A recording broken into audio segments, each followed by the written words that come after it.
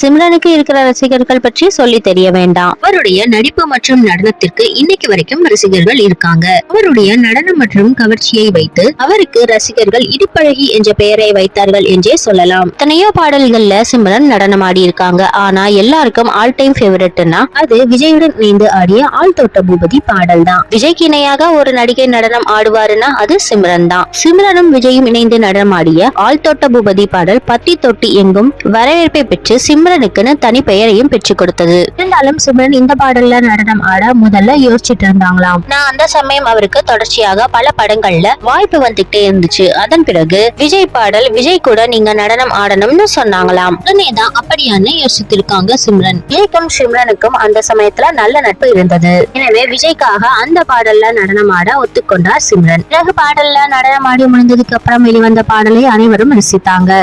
சிம்ரனுக்கு கிடைத்த வரவேற்பு பற்றி சொல்லியா தெரியணும். டான்ஸ்ல விஜயே மிரள்ற நடிகைனா அது சிம்ரன் தான். தற்பொழுது விஜய்க்கு போட்டியாக யாராலையும் ஆட முடியாதுன்னு பல டான்ஸ் மாஸ்டர்கள் சொல்லி கேட்டிருக்கலாம். கோட் படத்தை பற்றி மற்றும் ஒரு முக்கிய அப்டேட் கசிந்திருக்கு. இதன்படி தற்பொழுது டோலிவுட்ல சென்சேஷனல் நாயகியாக வலம் வரும் ஸ்ரீலீலா கோட் திரைப்படத்துல விஜய் கூட இணைந்து ஐட்டம் டான்ஸ் ஒன்றில் ஆட உள்ளதாக சொல்லப்படுது. இதற்கான பேச்சுவார்த்தையும் நடைபெற்று வருது. ஸ்ரீலீலா அண்மையில் மகேஷ் பாபுவின் குண்டூர் காரம் படத்தில் ஆடிய குத்து டான்ஸ் வேற லெவல்ல ஆச்சுன்னு சொல்லலாம்.